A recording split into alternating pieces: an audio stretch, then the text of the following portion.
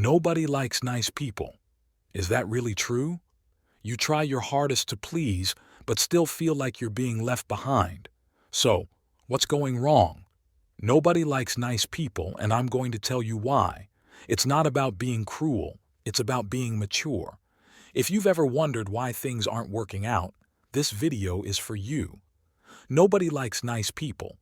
But what can you do to change that? Stick around and find out. Don't miss it. Chapter 1. The problem of overdoing the nice guy act. Have you ever felt like you're doing everything right? Trying to be the perfect partner, giving attention, showing affection, but still getting left behind? Is being too nice really a problem? Society says nobody likes nice people, but why does that happen? It's not about being cruel, it's about how we act. A lot of times, nice people tend to overdo it, always trying to please others. But this behavior has consequences. If you're doing this in your relationships, have you ever asked yourself, could your constant nice act be what's driving people away? Chapter 2. Lack of stance and confidence. When we talk about nice people, we're often referring to someone who doesn't have a firm stance. This happens because the nice guy or nice girl doesn't present themselves as an equal partner, but instead as someone who serves the other. The lack of confidence and self-esteem shows up as fear of losing the other person, fear of upsetting them.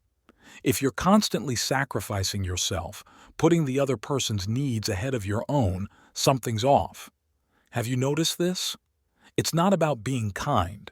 It's about insecurity disguised as kindness. The key to being more attractive is showing confidence in who you are without the fear of being yourself. Chapter 3. Emotional childishness in relationships. The nice guy often acts like an emotional child, always looking for validation. This isn't healthy, and nobody's really into it. Of course, we want to be kind and thoughtful, but this shouldn't become an obsession. The problem is that this infantilized behavior ends up suffocating the other person. If you're always trying to please, offering more than the other person asked for, you're not letting the relationship be a healthy exchange. What you're doing is overloading the other person, making them feel responsible for your happiness, which isn't fair to either of you.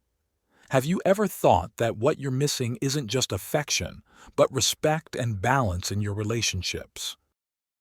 Chapter 4. Perceived weakness and dependency.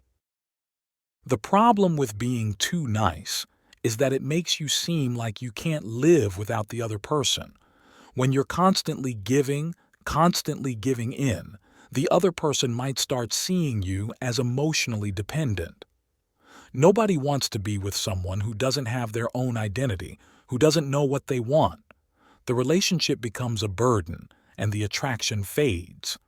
People are drawn to those who are strong, independent, who have their own opinions and aren't afraid to say no when needed. Have you ever thought about how you've been showing up in your relationships?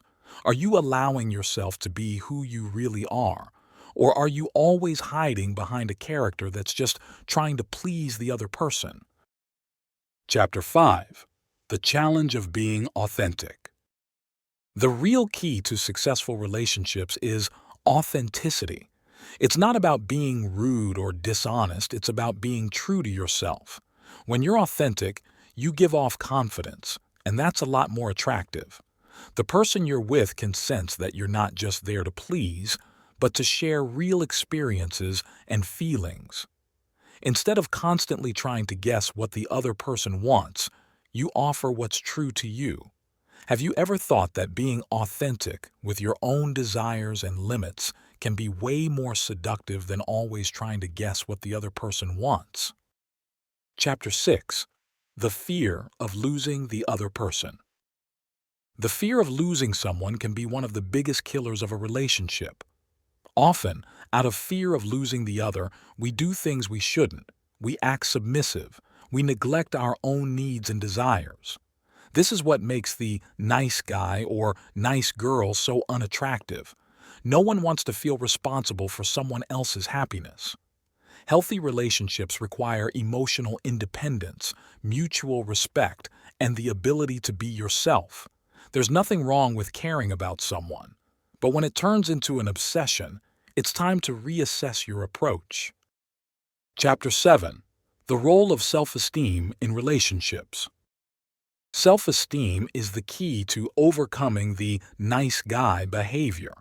When you value yourself, you start to approach relationships in a more mature way, without needing to please the other person constantly.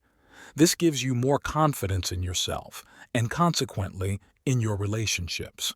You begin to realize that you're in the relationship because you want to be, not because you need to be.